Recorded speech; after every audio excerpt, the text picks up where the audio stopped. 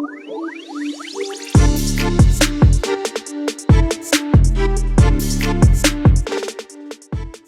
everybody and welcome back to Sweet and Sour Soccer, and this is my second recording of the evening. Before we jump into the transfer, I do just want to tell you though that we are going live again tomorrow, Tuesday night, to talk and carry on with episode 2 of Let's Talk Wolves. We're going to be speaking about all the latest things ongoing, obviously this transfer in more detail with our guests. Obviously, be speaking about Wolves pre-season as well and other potential incomings and outgoings.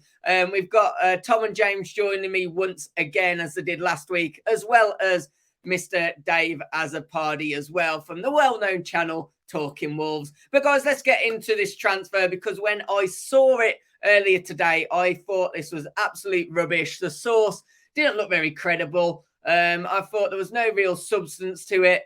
And I was just chilling, eating my tea.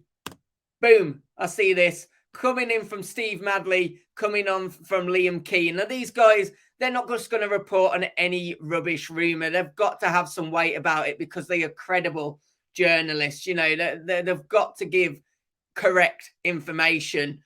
And it is led to believe that Wolves are in concrete talks to bring Matt Doherty back to the club.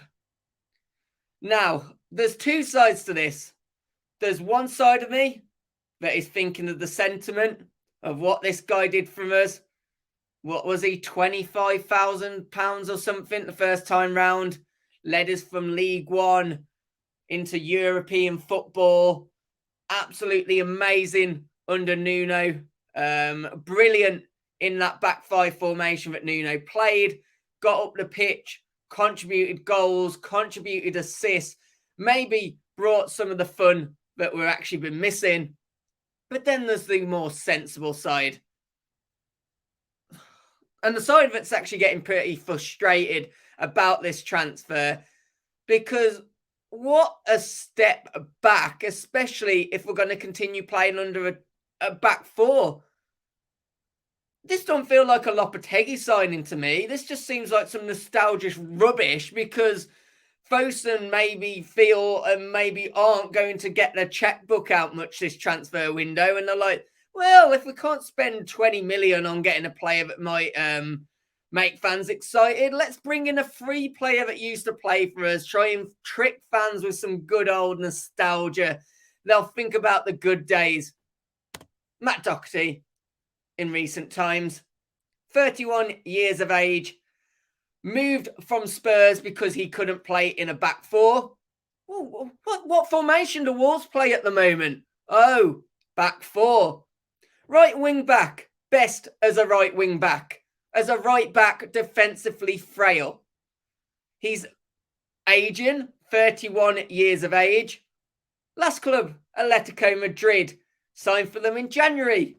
Made a grand total of 2 appearances and 1 league appearance. Now, I know people are going to disagree with me, but this is my honest view. This is just a backward step. It doesn't make any sense. Yes, he's a free agent, and people will go, oh, it's good squad depth. There's your squad depth. Lembisca, Boller, 2 young, talented players. Boller, good season with Grasshoppers. Lembisca, got some good opportunities. He looked pretty decent when he was in the cup games. Now, some might argue, okay, maybe we can loan them out again. Kept on loaning Boller out already. Maybe Lembisca could benefit from a championship loan. I will take that on. But these 2 are probably better options. They can have a season getting into the way that Lopetegui plays, and we could have a natural replacement for Semedo that we could, when he leaves, that we could integrate back in. Matt Doherty isn't going to be a replacement for Semedo. It just makes no sense. It doesn't suit the formation. It doesn't seem like a Lopetegui signing. And I was unhappy when I heard that Lopetegui might want to leave.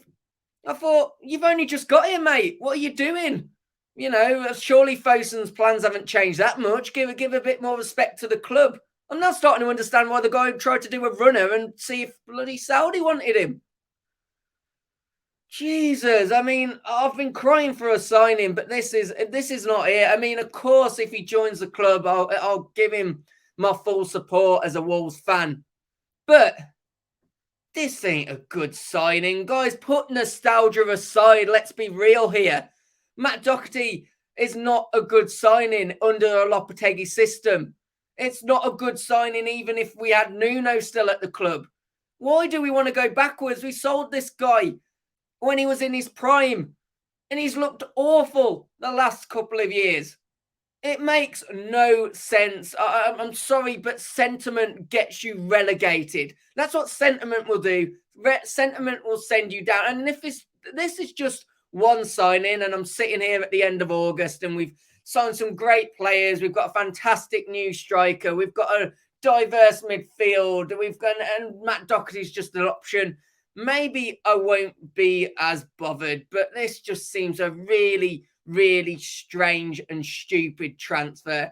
Guys, I know you're not maybe going to agree with me because there is a lot of sentiment. I do accept what he did for the club, but I just can't. I'm sorry. I've got to be real. I just can't get behind it. I'm sure there'll be a lot to debate about this. Oh, of course, we'll be debating it with the fellow Wolves fans that join us tomorrow.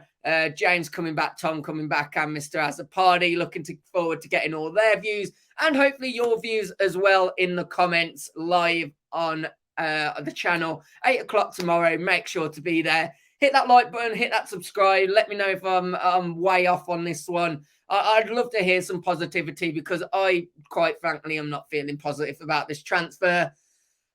Take care. Goodbye.